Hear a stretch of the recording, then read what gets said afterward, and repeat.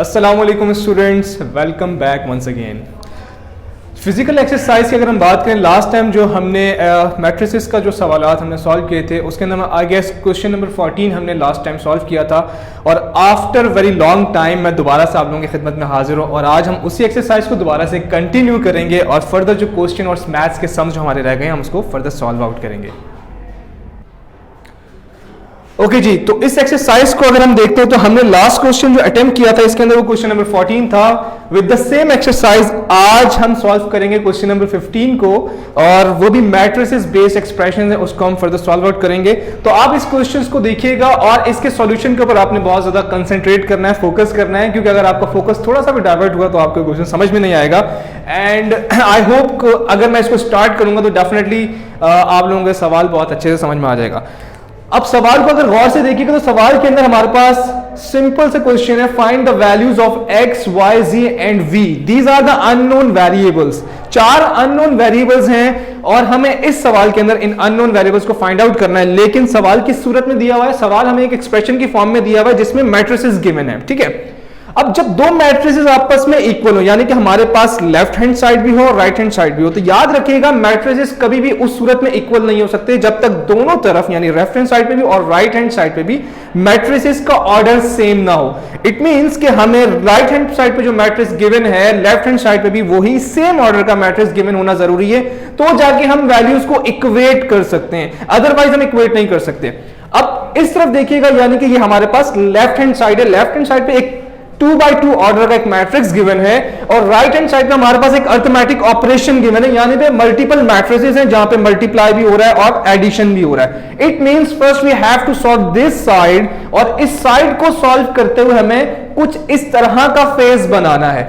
इस तरफ हमारे पास जो मैट्रिक्स का ऑर्डर है वो 2x2 है, इस तरफ हमारे पास दो 2x2 के मैट्रिक्स मौजूद हैं लेकिन दोनों आपस में क्या हो रहे हैं? ऐड हो रहे हैं। और इस इंडिविजुअल मैट्रिक्स के साथ हमारे पास एक नंबर है, एक डिजिट है जो कि मल्टीप्लाई हो रहा है। तो हमें बॉडमास का रूल यूज करते हुए, जो कि सिंपल मैट्रिक का रूल होता है, बॉडमास का रूल यूज करते हुए इस साइड को सिंप्लीफाई करना है और इस साइड को सिंप्लीफाई करते हुए हमें कुछ इस तरह का फेज बनाना है। याद रखिएगा, जब लेफ्ट हैंड साइड पे जो मैट्रिक्स का ऑर्डर होता है, अगर राइट हैंड साइड पे भी मैट्रिक्स का सिमिलर ऑर्डर आ जाए तो सेम पोजीशन वाले एलिमेंट्स इक्वेट किए जा सकते हैं। तो हम स्टार्ट करते हैं, सॉल्व करते हैं इस क्वेश्चन को।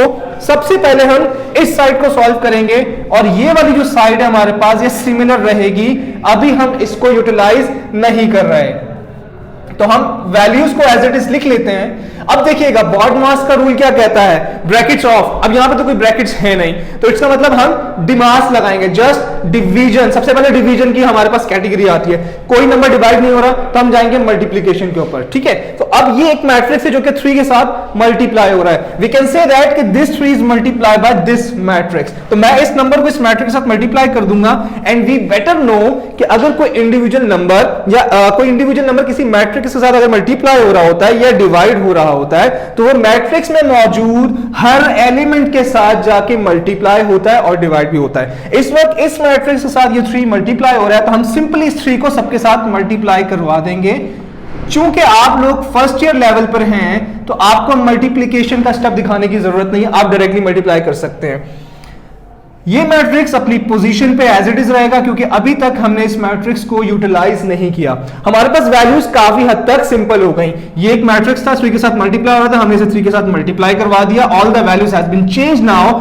अब ये दो मैट्रिक्स जो हैं जो कि 2x2 ऑर्डर के हैं, ये दोनों मैट्रिक्स आपस में क्या हो रहे हैं? ऐड हो रहे हैं। और आपको बहुत अच्छे से मालूम है कि कभी भी ऑर्डर सेम ना हो तो मैट्रिक्स ना तो ऐड हो सकते हैं और ना ही सबट्रैक्ट हो सकते हैं। दोनों का ऑर्डर सेम है, this is 2x2 matrix and this has been 2x2 as well. तो अब ये दोनों मैट्रिक्स इजीली ऐड अप हो सकते हैं। सेम पोजीशन वाले नंबर इजीली ऐड कर दिए जाएंगे। 3x plus x, 3y plus 6, 3z minus 1, 3v plus 2v। Simply हमने इन दोनों मैट्रिक्स को ऐड कर दिया। This matrix is not been utilized now, हम इसको एज इट इज लिख देंगे। अगले स्टेप में हम इसे इक्वेट कर सकते हैं। अब देखिएगा, जब वेरिएबल सेम होते हैं या हमारे पास लेटर सेम होते हैं तो हम उसको इजीली ऐड अप कर सकते हैं। 3x में 1x ऐड किया, दिस बिकम्स 4x। अब this is variable value 3z, ये एक कांस्टेंट है, वेरिएबल में कांस्टेंट ऐड नहीं हो सकता, this remains same. 3y plus 6 similar position, 3y is a variable and 6 is a constant, variable could not be added in constant, this remains same, and this is same variable different coefficients, same variables with different coefficient, this should be add up and this becomes 5v। अब गौर से देखिएगा, अब आपको चीजें बहुत अच्छे से समझ में आ जाएंगी कि इस तरफ जो एक्सप्रेशन था हमने उसे सिंप्लीफाइड कर लिया है, इस तरफ बहुत एक लंबा सा एक्सप्रेशन था, हमने उसे सिंप्लीफाई किया और उसकी जो फाइनल फेज बन गई है वो कुछ इस मैट्रिक्स की तरह बन गई है। इस मैट्रिक्स का ऑर्डर क्या था 2/2, क्योंकि 2 रो है 2 कॉलम है।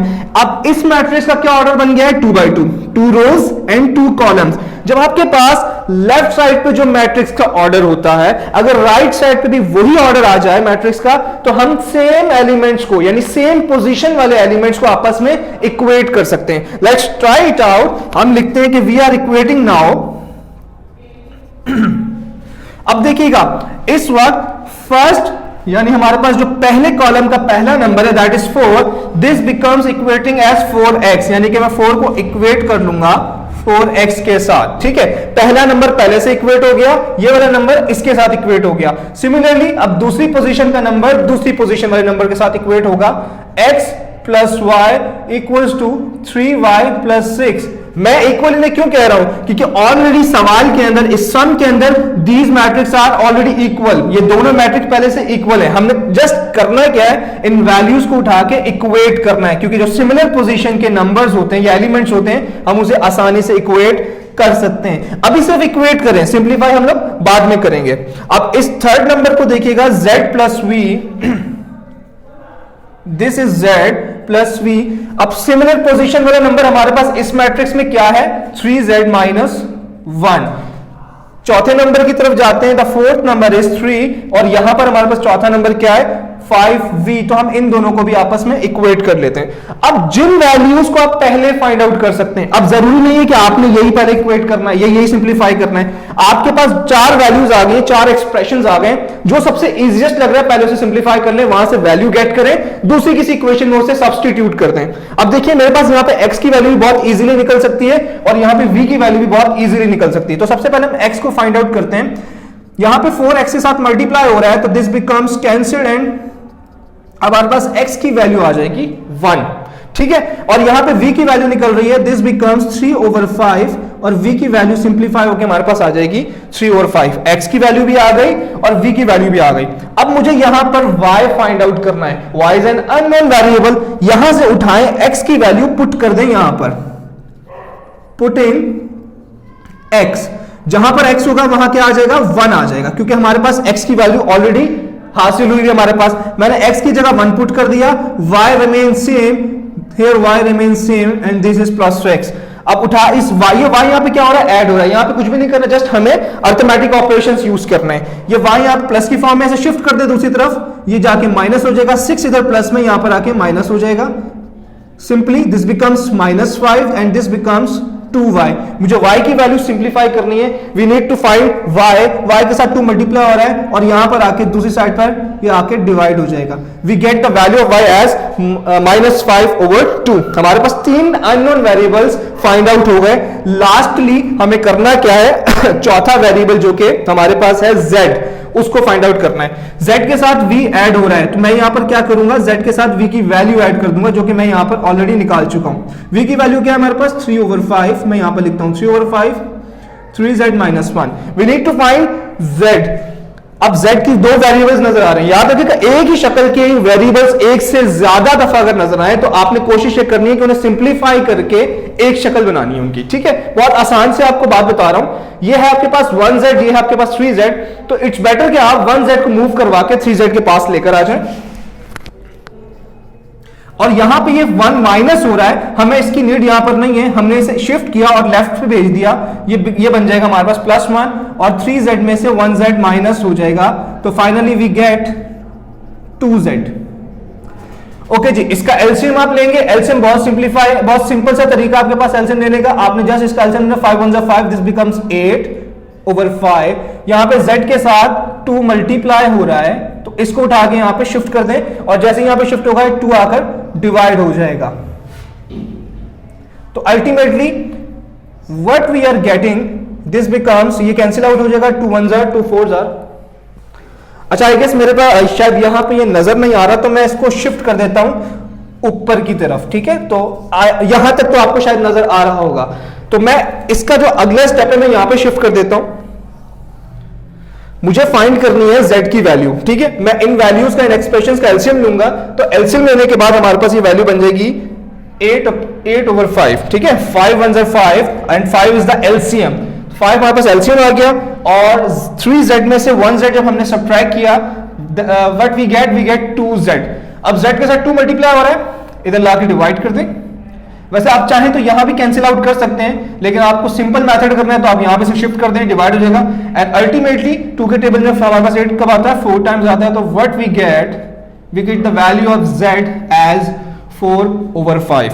तो अल्टीमेटली आपके पास चारों आंसर आ गए। Value of x is 1, value of y is -5/2, value of v is 3/5, and finally the value of z is 4/5। तो सिंपल सा क्वेश्चन था, कोई डिफिकल्टी नहीं थी। आपको x, y, z और v की वैल्यू फाइंड करनी थी by simplifying this expression using the method of equation, equate करके आपने इस सवाल को सॉल्व कर लिया। आई होप आपको ये मेथड समझ में आ गया होगा। अब मूव करते हैं अगले सवाल की तरफ।